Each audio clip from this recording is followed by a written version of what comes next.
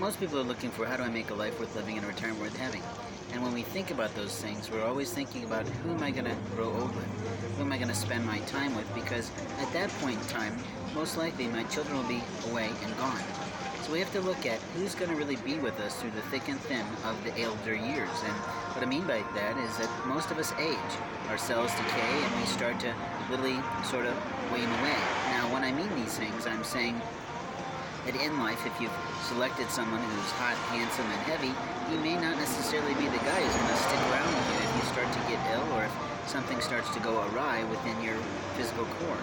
Now, when I talk like this, I'm talking about real life. I'm talking about real things. I'm talking about how the fact that when my father got ill, my mother was so furious she could barely function half the time. And that's the truth. Now, if I tell that story, probably one of my siblings who've illegally taken my passcodes with the help of a little girl named Brittany or a police officer will likely erase it. But that's okay. I don't mind. I'm actually happy. You see, I'm happy in my life because I'm traveling right now. I've decided to take this time that they're deciding to monkey around my life and just enjoy my life. Enjoy living, enjoy breathing, enjoy walking places, enjoy getting in shape, enjoy meeting new people, and enjoy the life that I have. You see, I could get all upset about the life that I don't have, but that's not really healthy in the mind. It's not healthy for the soul, and the Lord has me on a path. I know darn well He has me on a path because of the gifts that I get, what I know of what's supposed to happen, what's supposed to come, and literally it almost happens to a T, just like the Lord says. So in that regard, I'm grateful, I'm humbled, and I can't get over the fact that the Lord entrusts me with information like He does. Sometimes it's word for word, this dude's going to say this to you, and lo and behold, boom, a few minutes later, somebody walks up and says to me precisely what the Lord said, and gift it. Or maybe it's something different, but it's something close enough that I get, yep, that was of God. At the same time, I can be led into a town, right up to a building that's playing one of my favorite songs, and I just sit down there and be humbled because I know that the angel's having a good old time on my rear end, and that's okay. They're saying, look how much God knows about the world. God knows every living thing, every single piece of music, every single thing of what's going on at all times. Now, there's been some wonderful children's movies coming out that literally sort of help to kind of highlight how God sort of works. There was that one Santa Claus film where the Santa Claus was retiring and he was trying to figure out which of his sons to leave the business to, and it kind of shows how they got things around the globe, and it was sort of interesting because it was like a high command. You sort of think about that. Then there was that other film that was talking about emotions, but I really don't think it's emotions. I really think it's angels, and that's okay, but that's my life. But in your life, what do you think about? You see, I can say all sorts of things, and some people will buy it and other people won't, and I don't really care. I have a right to live my life, to be myself, and openly, I don't have to keep being put in some sort of play to know that the liars of the land are still liars of the land. You can come up and lie about what you're trying to do with me, and that's perfectly fine, and I'll play along because it's kind of humorous. It's sort of like being in acting class, and I just sit there and go, okay, there's where you slipped, and that's where you made your mistake, and that's where you told me who you were, and that's where, and it's a great old time. But the reality is that people don't recognize their own lies, their own responsibilities, and their own liabilities to the Lord. Now, the liabilities to the Lord is something I've begun to talk about because it's something that, well, God is talking to me about. That in life we have a liability. We have a liability for our life. We have a liability for not only what are we going to produce in our life in terms of our own offspring, or our own people that share our love and that literally are benefiting from our care and our professional practice and our servitude and all that sort of stuff. But we also have liabilities to the Lord in terms of what we say to other people. You see, if you're going to say to someone, I'm going to help you with this project, but then you never really get back to them on it, you're sort of liable for what you just did. If you tell someone that you're going to do something and keep their confidence and then you don't, again, you're liable to the Lord because you made a promise to some individual on behalf of God. You see, we can't say that in God's name people go if we're not willing to recognize that if we're going in God's name, we better darn well do it in a loving, peaceful way, because otherwise we look like, well, a lot of things, but not what we want to look like, and not what we hope people perceive us as. You see, trust is something that's sort of built over time. I had a lot of trusting relationships with people, and some of my relationships grew so quick and so fast that I wasn't really sure where the Lord wanted me to go with it. With regard to my soulmate, it grew so fast in 2 months, and then boom, it fizzled out. Why? Because she had to face her liabilities to the Lord. Her liabilities to the law was that she was technically married for the second time, and openly not necessarily the best match for her, but it was her choice, and she did produce children with him, and they got 4 that they got to take care of, and he did make big bucks so he could give her that tennis pavilion and all that sort of stuff, but the reality is she was miserable in her life. And And if I tell too much of that story, then I'm becoming a lawless individual, because those conversations were private to her and to me. But then if I talk about this lovely little gal that I just met a few weeks ago, who lovingly carried my business card with her for a couple weeks, we spent a lovely afternoon together, at least I felt it was lovely, and she literally, I'm serious, she literally jumped up, climbed over the table and sat next to me. And at my age, I wasn't exactly sure what to do with that, because she's half my age, but lovely as all get out in her soul, and that's something that's very infectious for a fellow like me. But openly, of course, I'm going to show her honor, regard, and dignity, and make sure that she got the love she deserved in that moment of time. And that's what a man does. He takes care of moments of time. He literally says, this is our moment, and I'm going to take care of it. Now, I've since then reached out to her on multiple occasions, but what I know is that technology is interfering with my right to say, hey, love that honey, like to have a little bit more, but in reality, there's nothing I can do. When technology companies decide to play God in our lives, they create liabilities for their companies. They create lawsuit potentials, and they literally get themselves in hot water with FCC, because their social media companies are literally utilizing our federally protected telephone lines. So if they are not allowing us to freely communicate in the form of business or personal exchange with people that we know, like, and trust, or absolutely adore and love, that is on them liability-wise. I literally have been proposing, seriously, proposing across social media for maybe, 7 years. And I can't promise that the girl that I love has actually gotten all those proposals. All I can do is keep watching her reactive states and some of the little liability things she does. I'm like, do you realize you just made yourself liable for that comment to that total stranger about my life? And the fact that you're too immature to sit down and have a conversation shows that, well, it's not that I picked wrong, it's just that you have not grown much. And I can say that with all honesty and sincerity, because I know how much I've grown since I met that individual.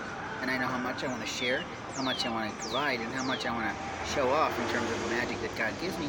But I have to be someone who gets the magic.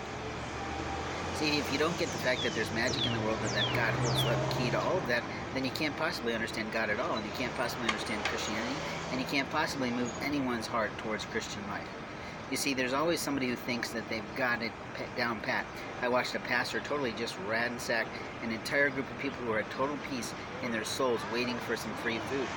When I went in for the free food, I got a whopping maybe 2, possibly 3 meals out of it, and I thought, gosh, if this is how limiting your place is, then no wonder you've got such long lines, and no wonder that people are struggling. But in life, we have moments of time to take in information. We've got moments of time to share information about what's going on in our life. But in those moments of time, we are actually establishing a trusting moment. We are liable for the fact that we spent all that time, all that love, all that moment of time making someone feel comfortable, making someone feel loved, getting love in return, and then we are liable for everything that was shared in that confidential moment. When I look around, when I see things, I'm just noticing what's happening around me, because I am literally sitting outside. I'm literally about to go and celebrate my own birthday, and hopefully I have a plan for my day. I have a plan for my day every day, but people don't think I do because, well, they know I'm homeless. I still have someone who keeps thinking they're the right to touch me and put things on me or take things off me in the night. Last night, I put a jacket of mine underneath me to create a pillow. When I woke up, my jacket was hanging on one of my bags. And I'm pissed off about that because I didn't ask anybody to pick up after me. And I certainly don't want some total stranger at a food company that is graciously allowing me to use their bench on an occasion to interfere with my right to my property. I'm also pissed off to wake up to find my gloves off my hands, and I had gloves on my hands for 2 reasons. To keep the people who keep giving me shots in the night to stop, to get that I'm going to take care of them in no problem with federal law, and to make sure that they lose their entire life's work and their entire pension.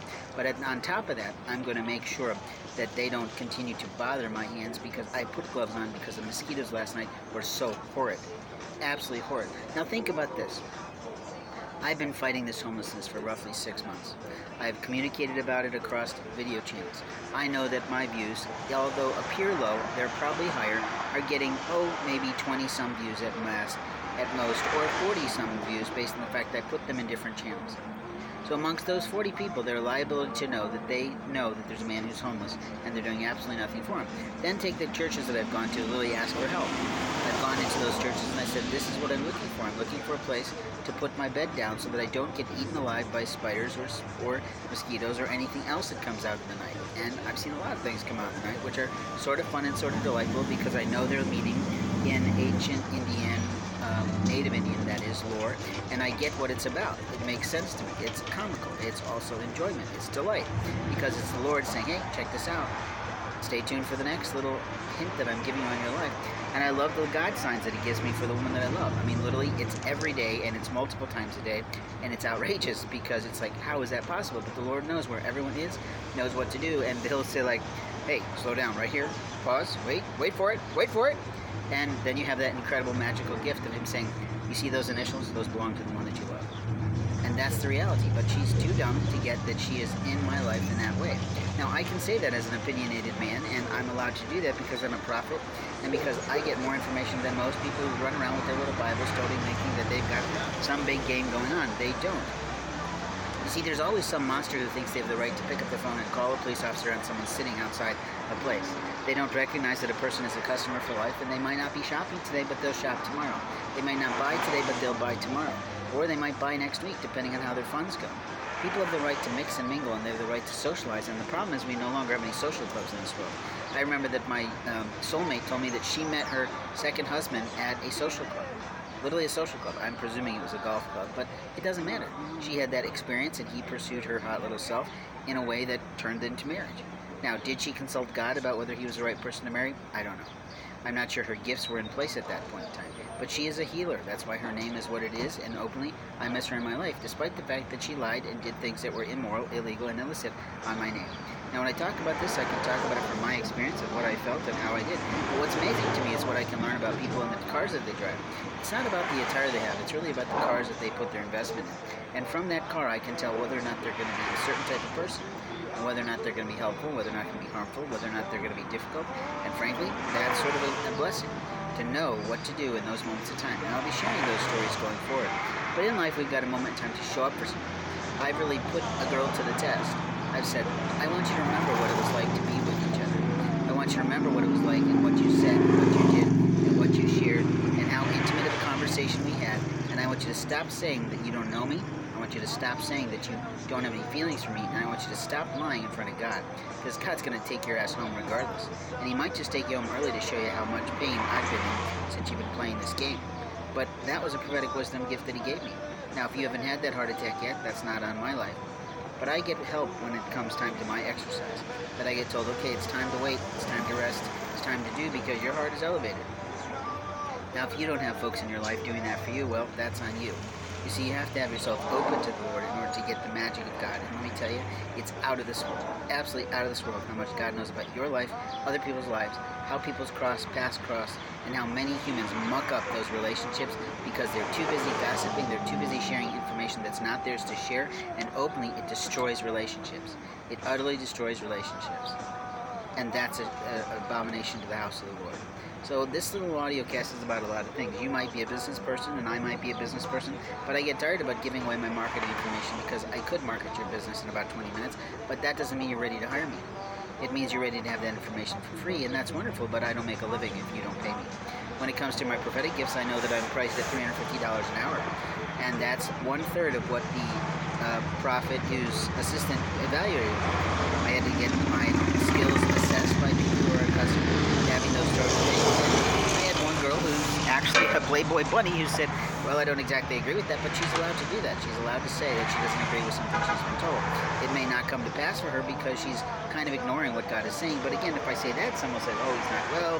How can he possibly say that? Because in moments of time is when we get information in that moment of time.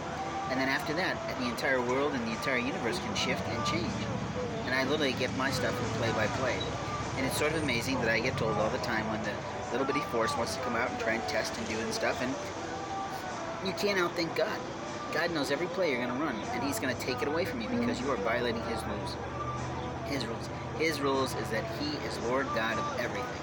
He knows every single human spirit he put into a body, and he knows every single challenge, physical and otherwise, he gave and that he is going to give. And the bottom line is there is no human being that is not loved by the Lord. There is no person that has the right to say that these people are not lovable, or these people aren't good, or these people don't deserve church time, or these people don't deserve this or that and the other thing. And this is where churches fail. They fail to give love. And how they fail to give love is if they want to do one-off help. Here, I'll help you today. Oh, thanks for coming. And then it's over with. Well, no wonder they're not growing. No wonder we have churches all over the place of 16 to 100 people. You see, because the unchurched are going, go ahead, prove to me that you're really of God. Go ahead, prove it to me.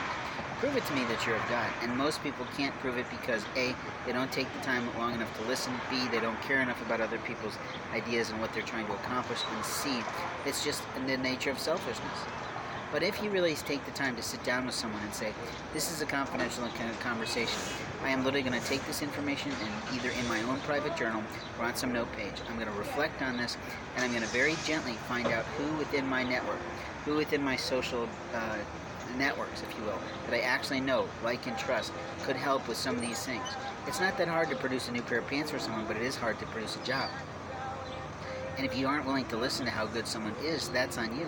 If you want to doubt how good someone is, that's on you too, because God didn't say, go doubt that person. God said, this person is in struggle, this person has no place to live, this person has no vehicle, this person has no car, no bicycle, no golf cart like these people, no camper to sleep in.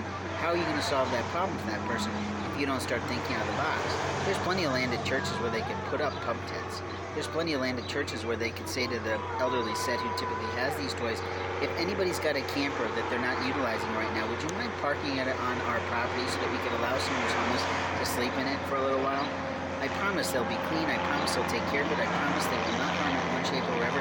And if, God forbid, some vandal comes in and does something, we will take the liability for it, because what we're trying to do is produce a home for someone so they are not sleeping in the rain, they are not freezing at night, they're not being eaten alive by mosquitoes that carry disease and everything else.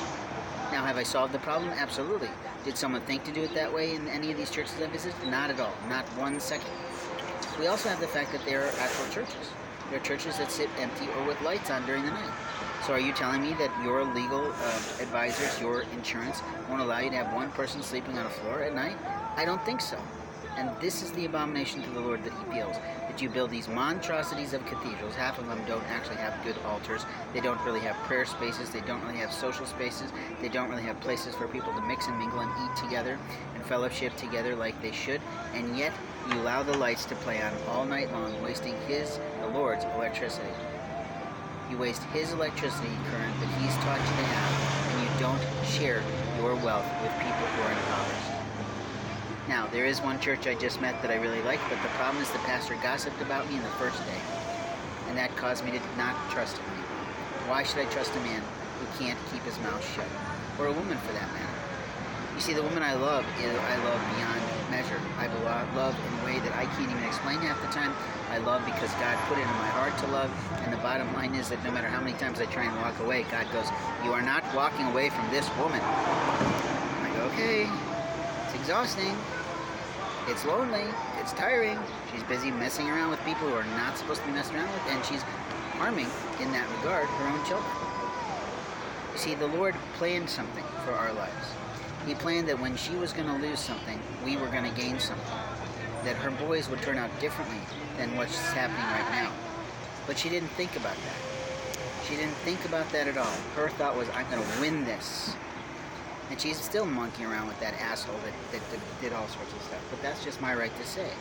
Now, anybody who listens on, anybody who suffers through it, anybody who continues on knows that I'm an authentic individual with an opinion. And I'm not giving away exactly who I love unless you've been following the tweet, you know. And if you think she's been unreasonable to not sit down and talk with me, then you can go ahead and tell her that, right? Because it's your job to get involved? Not at all. It's her job to wise up and pray to the Lord. It's her job to make sure that when she talks about a man, she doesn't disparage him because of her own immaturity and her own inability to have a real adult conversation that says, look, we were friends once, and here's how things are going to go. Because her issue is control and power, and the men who play her know how to play her for that. I don't play games like that. I just simply said, I love you, get over it. And the truth is I keep getting stuff about her kids prophetically, and it's exhausting, because I can't tell her all this stuff. You see, people have to be open to what they want to hear. The other day, a lady from New York came up, did something really loving for me. I gave her a reading, and she was blown away by the fact of how much I knew, and it wasn't me knowing, about what was going on for her and what was going well and all those sort of things. So, you want your ears rocked off, you want your eyes open to God and his plan for your life, you want to know what religion you should be studying, you go ahead and you give me a call. You don't have to pay me for the reading, if the Lord says, but I do eat that way. Everybody eats that way. Everybody sells something to eat. And this no solicitation signs in neighborhoods are outlandish. We are closing off people's rights to network, to find new company, to find new ways out of poverty, to find new ways to share the wealth that's in those communities. And frankly, you're storing up your riches in a house that's going to take away from you in your late in life. We don't need $500,000 houses. We don't. We might in terms of having personal space between adults and children. I can see that. A lot more ranch houses that are split would be a lot better for us. But in life, we've got moments of time to show people how we care, and the way to do that is say, I know you're in a struggle. I know you've got a plan for your life. I know there's some things you're trying to accomplish. What is it that I can do today with my time, talent, or treasure to help you to accomplish something towards your goal today or this week? If we started to focus on that, a lot of the world's problems would start to disappear. Now, this has been an ad-lib journalism style. It's sort of like The View, except by a man, and openly I don't interrupt myself like those ladies do who talk over each other to the point of rudeness. And I'm hoping they're fixing that, but I don't really watch television because my television, in theory, is still in storage. But a lot of my religious items have come out of a loving box that I stored them in and have started to show up on my property, which can only happen by two people. Family who illegally took copies of my keys, or law enforcement who had access to my keys and thought they just keep going in and stealing my property because they just don't make enough money in this world, and somebody didn't tell them, thou shalt not steal, even though it's a federal law that says you have no right to take anything from someone else. Fourth Amendment, folks, pay attention. Now, we have some great candidates coming into the pool to get rid of the current man in place. That man wants to give all your health records to any law officer anywhere in the world. How do you feel about that? That all the names of the lovers that you've had in your life that were on file for you because your doctor thought they had the right to ask those questions, literally is now in the hands of any law enforcement officer who wants them. That's outlandish. My prayer is that Kamala Harris is going to literally take care of that. I know Marianne Williamson would too. She's come a long way, baby, but she is a brilliant savant, and if you haven't read her work, you really are missing out. She really knows what she's talking about in terms of soul care, in terms of loving on herself, but also she's coming into being on understanding how we love another. Thanks for listening.